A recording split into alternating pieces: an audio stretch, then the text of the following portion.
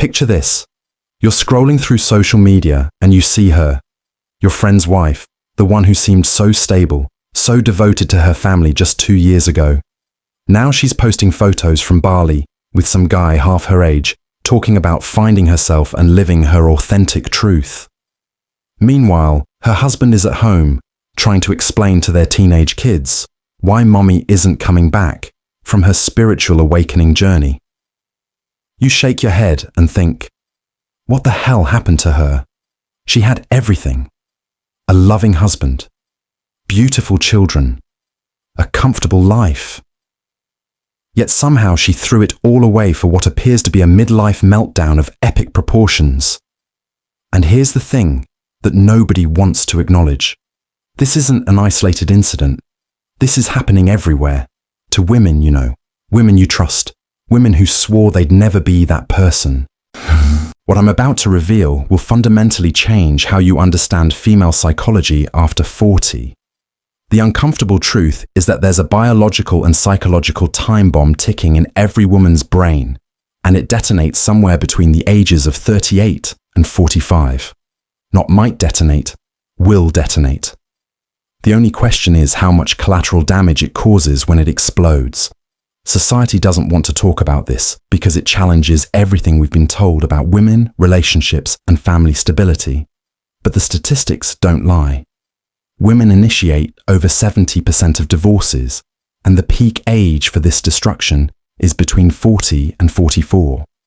These aren't women escaping abusive marriages or genuinely toxic situations. These are women who simply wake up one day and decide that their perfectly functional life isn't good enough anymore. Today, I'm going to walk you through the exact psychological and biological mechanisms that turn devoted wives and mothers into family destroyers. I'm going to show you the warning signs that appear years before the explosion, and I'm going to explain why this phenomenon is getting worse, not better, in our current cultural climate. This isn't about bashing women or being misogynistic.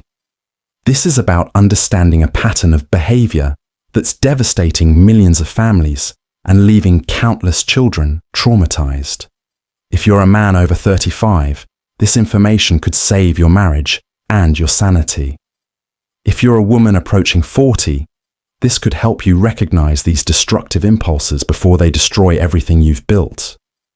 And if you're someone who's witnessed this transformation in someone close to you, you're about to understand exactly what you saw and why it happened. The first thing you need to understand is that women's brains undergo massive changes during what's called the perimenopause transition. This isn't just about hot flashes and mood swings. We're talking about fundamental alterations in brain chemistry that affect decision-making, impulse control, and emotional regulation. Estrogen levels begin fluctuating wildly, sometimes dropping by as much as 50% from peak levels. But estrogen isn't just a reproductive hormone. It's a powerful neurochemical that affects every aspect of female psychology. When estrogen levels plummet, it creates what neuroscientists call disinhibition. The parts of the brain responsible for long-term thinking and consequence evaluation become less active, while the areas associated with immediate gratification and emotional impulses become hyperactive. In simple terms, the woman who could carefully weigh pros and cons and make rational decisions suddenly becomes someone who acts on feelings without considering the aftermath. This biological change coincides with what psychologists call the midlife identity crisis. But for women, this crisis is amplified by unique cultural and social pressures. Think about it from her perspective. She spent her 20s building a career or finding a partner. She spent her 30s having children and establishing a family. Now she's 40, and for the first time in 2 decades, she has a moment to breathe and ask herself, is this it? Is this all there is? But here's where it gets dangerous. Instead of this reflection leading to gratitude and deeper appreciation for what she's built, modern culture has programmed her to see her life as a series of sacrifices and compromises. Every choice she made is reframed as something she gave up. Every responsibility is seen as a burden. Every commitment becomes a chain that's holding her back from her true potential. The media bombards her with messages about women who started over at 40 and found happiness. Social media shows her carefully curated glimpses of other people's adventures and accomplishments. Dating apps make it seem like there are endless options for romance and excitement just a swipe away. Meanwhile, she's looking at her husband of 15 years who's gained weight, lost hair, and settled into predictable routines, and she's wondering if she's missing out on something better. This is where the psychology becomes truly destructive. Women at this age begin engaging in what researchers call counterfactual thinking. They become obsessed with alternate versions of their lives. What if I hadn't gotten married so young? What if I'd focused more on my career? What if I'd traveled more? What if I'd chosen a different partner? These thoughts, which should be occasional curiosities, become consuming fantasies that make their actual reality seem inadequate by comparison. The dangerous part is that these fantasies always seem better than reality because fantasies don't include the mundane challenges and daily struggles that every life contains. She's comparing her real marriage, with its financial stresses, communication problems, and routine conflicts, to imaginary relationships where everything is perfect. She's comparing her actual life, with its responsibilities and obligations, to fantasy scenarios where she's free to do whatever she wants, whenever she wants. This psychological shift creates what I call the gratitude deficit. Women who should be appreciating the stability, security, and love they've built instead become resentful of the very things that most people spend their entire lives trying to achieve. The husband who worked overtime to provide for the family becomes the man who was never home. The children who were the center of her world become obstacles to her personal fulfillment. The comfortable home becomes a prison that's keeping her from experiencing life. But wait, there's another layer to this that makes it even more destructive. Around age 40, many women experience what psychologists call the last chance syndrome. They become acutely aware that time is running out for certain experiences and opportunities. If they're ever going to have an affair, start over with someone new, or radically change their life, it has to be now or never. This creates a sense of urgency that overrides rational thinking. The woman who would normally consider the impact on her children, the financial consequences of divorce, or the likelihood that the grass isn't actually greener, suddenly feels like she doesn't have time for careful consideration. She has to act now before it's too late, before she's too old, before her window of opportunity closes forever. The tragic irony is that this urgency is largely artificial. Most of the opportunities she thinks she's missing will still be available in 5 or 10 years. But the family she's about to destroy, the children she's about to traumatize, and the life she's about to dismantle can never be fully rebuilt. She's trading something permanent for something temporary, something real for something imaginary. Now let's talk about the role of female social networks in amplifying these destructive impulses. Women don't make these life-altering decisions in isolation. They're influenced by their peer groups. And unfortunately, the women who tend to have the most influence are often the ones who've already made similar destructive choices. Think about the divorced woman in her friend group. She's not going to encourage stability and commitment. She needs validation that her own choices were correct.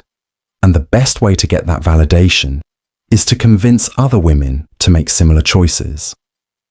Misery loves company, but destroyed women actively recruit company. They frame their friends' stable marriages as settling or being trapped.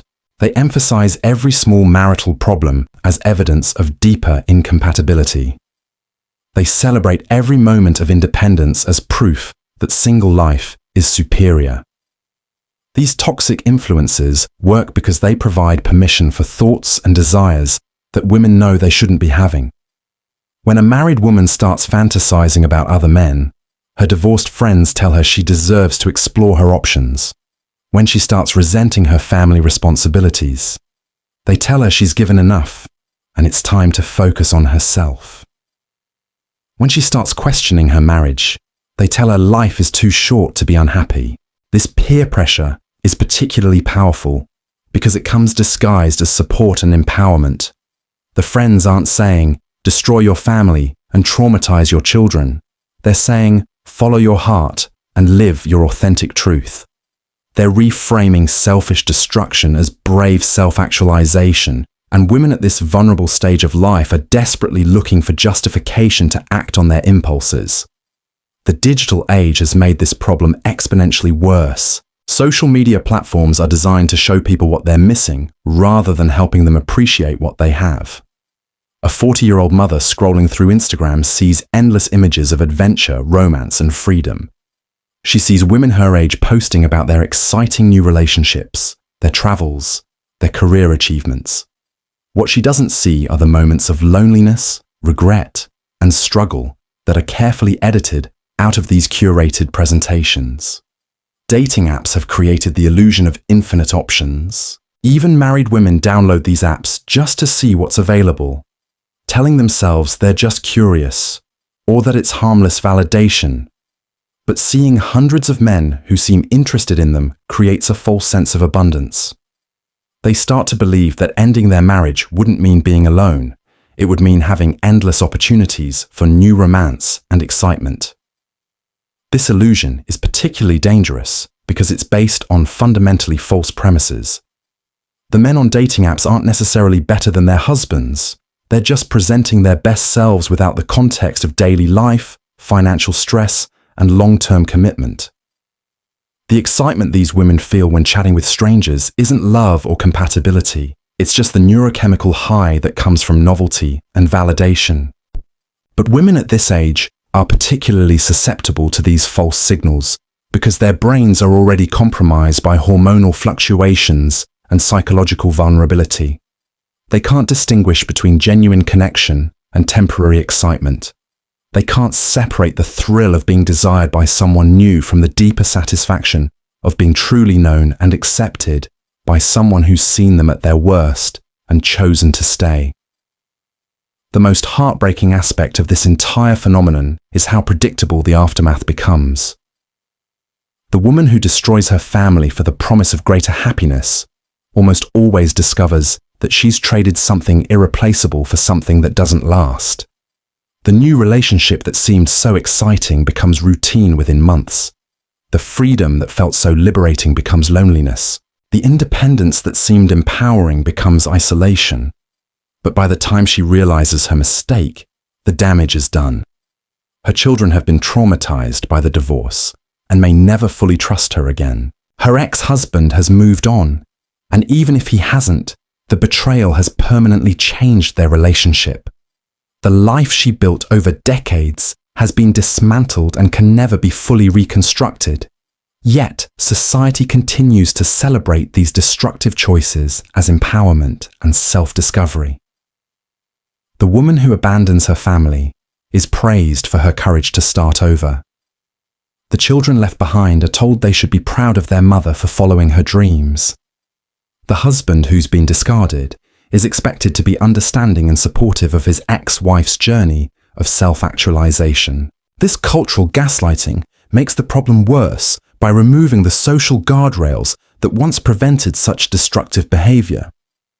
In previous generations, women facing these same psychological and biological pressures had community structures that helped them navigate these challenges without destroying their families. They had older women who would tell them honestly that the grass isn't greener and that certain sacrifices are worth making. They had social consequences for family destruction that made them think twice before acting on impulses. Now we have the opposite. We have a culture that actively encourages women to prioritize their temporary feelings over their permanent responsibilities. We have social media influencers making millions by telling women to leave their husbands and find themselves. We have therapists who frame every marital problem as grounds for divorce rather than an opportunity for growth and deeper connection. The biological reality is that these hormonal and neurological changes are temporary. The perimenopause transition typically lasts 3 to 5 years, and then hormone levels stabilize at their new baseline. The brain fog, emotional volatility, and impulsive decision-making gradually improve. But the decisions made during this vulnerable period have permanent consequences. The family destroyed during a temporary crisis cannot be rebuilt once the crisis passes. This is why understanding the timeline is so crucial. The woman who seems to have lost her mind at 42 will likely regain her emotional stability by 47. But if she's used those 5 years of biological chaos to dismantle her life, she'll spend the rest of her years dealing with consequences that could have been avoided with better information and support systems. The warning signs are almost always there years before the explosion. Women don't just wake up one morning and decide to destroy their families. The process typically begins with subtle changes in behavior and attitude that gradually escalate over time. Understanding these early indicators can help families address the underlying issues before they reach the point of no return. The first red flag is usually nostalgia for the past becoming more frequent and intense. She starts talking about her college years, her early dating experiences, or her pre-marriage adventures with a wistfulness that wasn't there before. These aren't just pleasant memories anymore. They're evidence of a better time when she was happier, freer, and more alive. She begins romanticizing periods of her life that she previously viewed as stepping stones to her current happiness. Next comes the gradual withdrawal from family activities and responsibilities. She starts making excuses to avoid family gatherings, skips her children's events, or finds reasons to be somewhere else during traditional family time. This isn't about being busy or having other commitments. It's about psychologically distancing herself from the life she's beginning to resent. She's testing what it feels like to prioritize herself over her family obligations. Social media behavior becomes another clear indicator. Her posts shift from family photos and shared experiences to individual achievements and personal interests. She starts posting more selfies, especially ones that emphasize her attractiveness or independence. Her captions become more about her personal journey and less about her role as a wife and mother. She's essentially auditioning for a different version of herself online. The relationship with female friends often changes dramatically during this period. She gravitates toward women who are divorced, single, or unhappy in their own marriages. She distances herself from friends who have stable, long-term relationships because their contentment makes her feel worse about her own dissatisfaction. She needs validation for her growing resentment, and she finds it among women who share similar feelings or who have already acted on them. Physical appearance becomes an obsession in ways it hasn't been since her 20s. She starts exercising compulsively, experimenting with dramatic new hairstyles, or buying clothes that are more appropriate for someone half her age. This isn't about health or self-care. It's about recapturing the sexual attention and validation she received when she was younger. She's trying to prove to herself and others that she still has options. The most dangerous sign is when she starts creating emotional distance from her children. This is particularly heartbreaking because it represents a fundamental shift in her identity from mother first to self first. She begins viewing her children's needs as burdensome rather than fulfilling. Their requests for attention become interruptions. Their emotional needs become exhausting obligations rather than opportunities for connection and nurturing. Sleep patterns and daily routines often become erratic during this period. She stays up late scrolling through social media, researching divorce lawyers, or chatting with men online. She sleeps in later, avoiding morning family interactions. She creates space in her schedule for activities that don't include her family. She's literally and figuratively creating distance from the life she's planning to abandon. Perhaps most telling is how she responds to attempts at connection from her husband and children. Instead of appreciating their efforts to spend time with her or show affection, she becomes irritated by what she perceives as neediness or attempts to control her. Gestures that would have once made her feel loved now make her feel trapped. Conversations about family plans or shared goals become arguments about her need for independence. The financial behavior often changes as well. She starts making purchases without consultation, opening separate bank accounts, or hiding spending on things like new clothes, cosmetic procedures, or activities that don't include the family. This financial secrecy isn't necessarily about hiding affairs or major deceptions.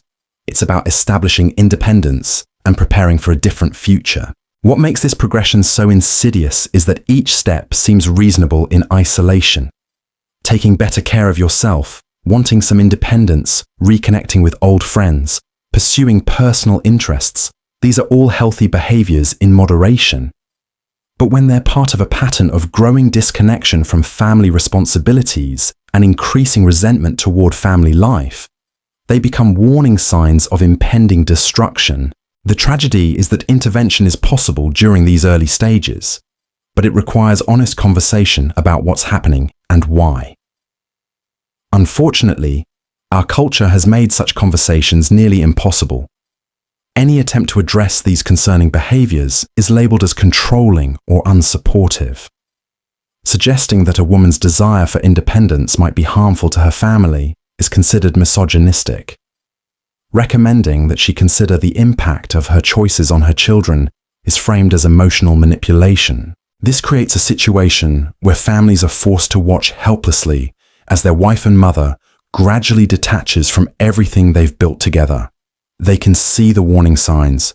They can predict where this trajectory leads, but they're powerless to intervene because any attempt to do so is immediately reframed as oppression or abuse.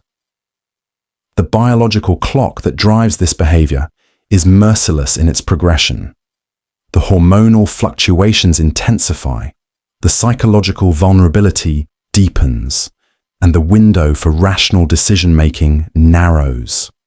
What began as vague dissatisfaction becomes consuming resentment. What started as occasional fantasies becomes detailed plans for escape. What seemed like minor behavioral changes becomes complete personality transformation. By the time the family recognizes the severity of the crisis, the woman has often already made irreversible decisions. She's contacted divorce lawyers, established separate living arrangements, or begun serious relationships with other men. The biological storm in her brain has overwhelmed her capacity for long-term thinking, and she's committed to a course of action that her future self will likely regret, but her current self cannot be talked out of. This is why prevention is so much more effective than intervention. Understanding the biological timeline allows families to provide support and create safeguards during the most vulnerable period. Recognizing the early warning signs enables conversations about what's happening before positions become entrenched. Acknowledging the cultural influences that amplify these destructive impulses helps families develop strategies to counteract them. But prevention requires a level of honesty about female psychology that our society is currently unwilling to embrace. We would rather pretend that these patterns don't exist than acknowledge uncomfortable truths about how biology affects behavior. We would rather celebrate individual choice than examine the devastating consequences of those choices on children and families. The result is millions of families destroyed by a phenomenon that could be understood, anticipated, and managed if we had the courage to discuss it openly. Instead, we watch helplessly as women we love and trust transform into people we don't recognize, making decisions that devastate everyone around them, while convincing themselves they're finally living authentically. The most chilling aspect of this transformation is how it affects the children who become collateral damage in their mother's quest for self-actualization. These kids watch their previously devoted mother become someone they don't recognize, someone who views their needs as obstacles to her personal growth. The psychological impact on children when their primary caregiver suddenly prioritizes herself over their well-being creates trauma that can last generations. Children are hardwired to depend on their mothers for emotional stability and security. When that foundation suddenly shifts, when mum starts treating family time as a burden rather than a blessing, kids internalize this rejection as evidence that they're not worth loving. They blame themselves for their mother's unhappiness, convinced that if they were better children, she wouldn't need to find herself somewhere else. The gaslighting these children experience is particularly cruel. They're told that mommy is just going through a difficult time, that she still loves them, that this is temporary. But children can feel the emotional withdrawal long before the physical abandonment. They know something fundamental has changed, even if the adults around them are pretending everything is fine. What's worse is how society expects these children to support their mother's journey of self-discovery. They're told they should be proud that their mum is brave enough to start over. They're expected to understand that she deserves to be happy. They're asked to be mature beyond their years and accept that their stability is less important than their mother's fulfillment. This emotional abandonment often manifests in ways that destroy the child's ability to form healthy relationships as adults. Boys learn that women are unreliable and will eventually leave when something better comes along. Girls learn that maternal love is conditional and that families are disposable when they become inconvenient. Both carry these lessons into their own relationships, perpetuating cycles of instability and abandonment. The father in these situations faces an impossible challenge. He's watching his wife transform into someone he doesn't recognize while simultaneously trying to maintain stability for his children. He's expected to be understanding of her needs while protecting his kids from the emotional damage her behavior is causing. He's supposed to support her journey of self-discovery while watching her systematically dismantle everything they built together. Most men in this situation make the fatal mistake of trying to fix the problem through logic and compromise. They offer more date nights, suggest couples therapy, or promise to be more supportive of her interests. But they're trying to solve a biological and psychological crisis with rational solutions. It's like trying to reason with someone who's having a panic attack, or attempting to negotiate with someone in the middle of a psychotic break. The hormonal chaos in her brain has made her temporarily incapable of long-term thinking or genuine empathy. The woman who once put her family's needs before her own now literally cannot access the part of her brain that considers consequences or feels responsibility for others. She's operating from pure emotion and impulse, making decisions based on how she feels in the moment, rather than what makes sense for her future. This is why traditional marriage counseling is often counterproductive during this period. Therapists trained in communication techniques and conflict resolution are unprepared for the biological reality of what's happening. They treat this as a relationship problem when it's actually a medical crisis. They encourage the woman to express her feelings and pursue her authentic self, not realizing they're adding fuel to a fire that's already burning out of control. The husband sits in therapy sessions listening to his wife explain how trapped and unfulfilled she feels, how she needs space to discover who she really is, how their marriage has been holding her back from her true potential. He's expected to validate these feelings and support her exploration of other options. Meanwhile, he's watching his children's world crumble and his own life being dismantled piece by piece. What makes this particularly insidious is how the process accelerates once it begins. Each step toward independence makes the next step easier to justify.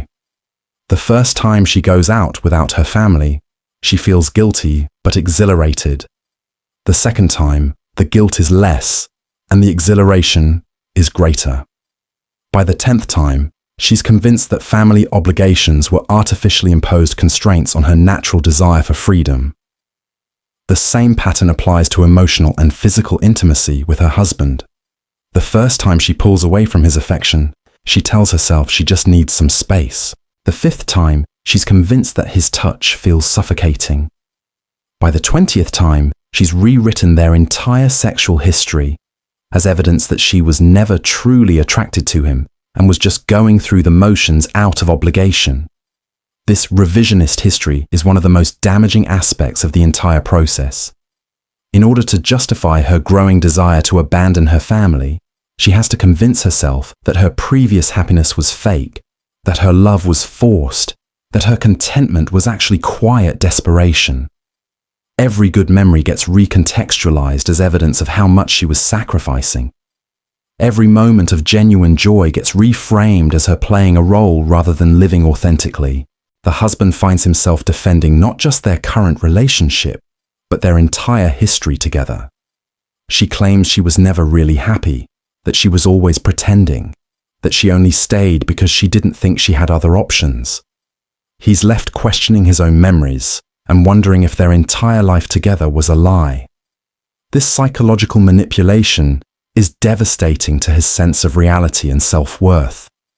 Meanwhile, the biological chaos in her brain is creating false certainties about alternative futures.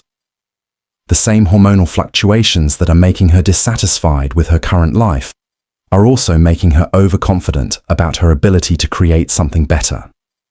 She's convinced that leaving her family will lead to greater happiness, even though statistically, women who divorce during this period report lower life satisfaction 5 years later.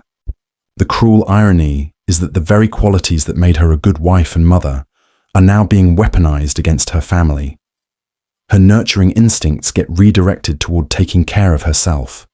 Her desire to create a loving home gets transformed into a need to find a space where she feels more appreciated. Her capacity for sacrifice gets reframed as evidence that she's given too much and deserves to receive more. This internal rewiring happens so gradually that she doesn't recognize how dramatically her value system has changed. The woman who once found deep meaning in her children's achievements now sees their successes as proof that they don't need her anymore.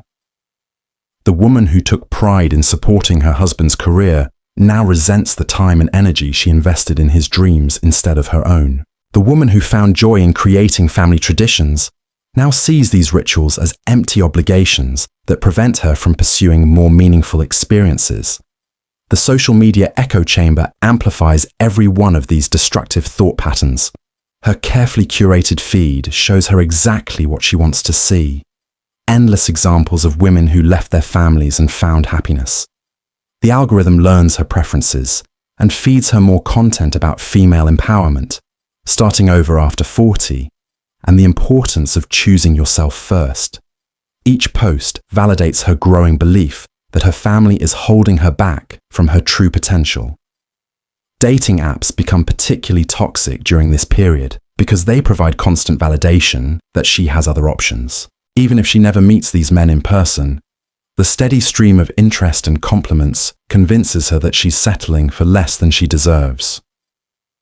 She starts comparing her husband's familiar affection to the exciting attention of strangers who are trying to impress her. The comparison is inherently unfair because she's weighing real relationship challenges against fantasy connections that haven't been tested by time or responsibility. The financial consequences of her eventual decision will be catastrophic for everyone involved, but the hormonal changes in her brain make it difficult for her to process long-term financial planning. She's focused on immediate emotional relief rather than considering how divorce will affect her standard of living, her children's opportunities, or her retirement security. The part of her brain responsible for risk assessment is compromised, leaving her vulnerable to making decisions that will impoverish her future self. What's particularly heartbreaking is how preventable much of this destruction could be if we had honest conversations about female biology and psychology. Women approaching this vulnerable period could be warned about the temporary nature of these feelings and given strategies for managing them without destroying their families. Husbands could be educated about the biological reality of what their wives are experiencing and provided with tools for offering appropriate support. Instead, we pretend that these patterns don't exist and celebrate each family destruction as a triumph of individual empowerment. We refuse to acknowledge the biological basis for these behaviors because it contradicts our belief that all human choices are purely rational and self-determined. We'd rather watch millions of families implode than admit that hormones significantly influence decision-making. and that some periods of life require extra support and protection. The children who grow up watching their mothers choose temporary excitement over permanent commitment learn that family bonds are fragile and conditional. They enter their own relationships expecting abandonment and struggle to form the deep attachments that create stable families. The cycle perpetuates itself as each generation becomes less capable of making and keeping the commitments that previous generations took for granted. This isn't just about individual families falling apart. This is about the systematic destruction of the social fabric that holds communities together. When mothers routinely abandon their families for personal fulfillment, when children can't count on their primary caregivers for stability, when fathers are reduced to weekend visitors in their own children's lives, the entire structure of society begins to crumble. The economic costs are staggering as well. Divorce creates two households where there was once one, drastically reducing the standard of living for everyone involved. Children from broken homes require more social services, perform worse in school, and are more likely to engage in destructive behaviors. The productivity lost when fathers are distracted by custody battles and financial stress affects entire industries and communities. But perhaps the most tragic aspect of this entire phenomenon is how unnecessary most of it is. The biological and psychological challenges that women face during this transition are real and significant, but they don't have to result in family destruction. With proper understanding, support, and intervention, these difficult years can be navigated without devastating consequences. The key is recognizing that this is a medical and psychological crisis, not a relationship problem. The woman experiencing these changes needs treatment and support, not encouragement to follow her impulses. The family needs protection and stability during this vulnerable period, not celebration of the mother's journey towards self-actualization. Unfortunately, our current cultural moment makes such intervention nearly impossible. Any attempt to provide structure or boundaries during this period is labeled as oppressive. Any suggestion that the woman's feelings might be chemically influenced rather than spiritually inspired is dismissed as patronizing. Any recommendation that she consider her family's needs alongside her own is condemned as emotional manipulation. The result is millions of women making life-altering decisions while their judgment is compromised, millions of children traumatized by unnecessary abandonment, and millions of men destroyed by the inexplicable transformation of the women they loved and trusted. All of this damage could be prevented if we had the courage to acknowledge biological reality and create support systems that protect families during vulnerable periods. Instead, we continue to celebrate individual choice over collective responsibility, temporary feelings over permanent commitments, and personal fulfillment over family stability. We're creating a society where the most fundamental human bonds are treated as optional conveniences rather than sacred obligations, and wondering why our communities are falling apart, and our children are struggling with unprecedented levels of anxiety and depression. Hush! The women who destroy their families during this biological crisis aren't evil or selfish in the traditional sense. They're human beings whose brains have been temporarily hijacked by powerful chemical and psychological forces that override their capacity for rational decision-making. But understanding the cause doesn't eliminate the consequences, and the damage they inflict during these few years of biological chaos can last for generations. This is why every man needs to understand these patterns, and every woman needs to be warned about this vulnerable period in her life. The stakes are too high, and the consequences too devastating to continue pretending that these behaviors are random or unpredictable. The biological time bomb is real. It's ticking in every woman's brain, and it will detonate unless we develop better strategies for managing the explosion. The most devastating part of watching this transformation unfold is the complete personality reversal that occurs. The woman who once found genuine joy in her children's bedtime stories now views these moments as interruptions to her personal time. The wife who used to plan the family vacations with excitement now sees these trips as obligations that prevent her from pursuing her own interests. The mother who took pride in creating a warm, nurturing home environment now feels suffocated by the very walls she once lovingly decorated. This isn't gradual change or natural evolution. This is a fundamental rewiring of her core identity that happens with shocking speed. The transformation typically accelerates during what I call the point of no return, usually occurring between months 6 and 18 of the initial crisis. During this phase, her ability to feel genuine connection to her family becomes severely compromised. She looks at her husband and sees a stranger. She looks at her children and feels burdened rather than blessed. The neurological explanation for this dramatic shift involves the disruption of oxytocin pathways in the brain. Oxytocin, often called the bonding hormone, is responsible for the deep emotional connections that make mothers willing to sacrifice for their children and wives committed to their marriages. When hormonal fluctuations interfere with oxytocin production and reception, these fundamental bonds begin to dissolve. The chemical foundation of her love for her family literally starts to crumble. But here's what makes this particularly cruel.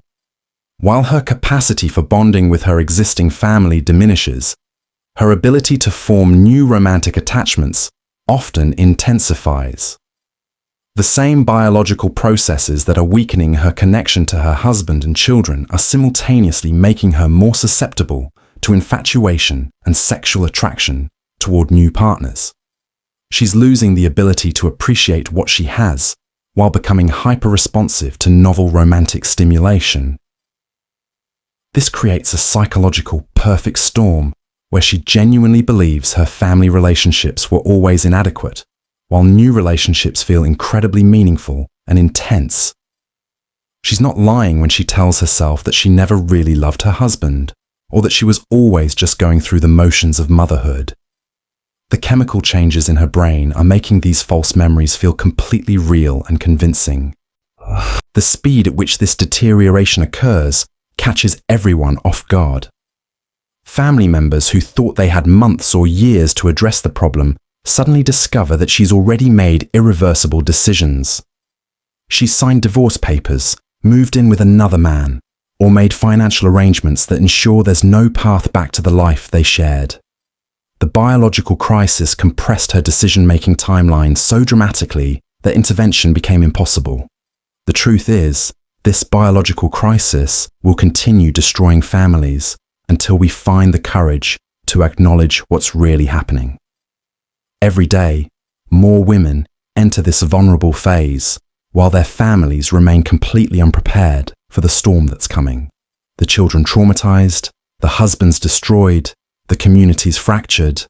All of this suffering is preventable if we stop celebrating destruction and start protecting families during their most dangerous period. Knowledge is power, but only if you're willing to use it.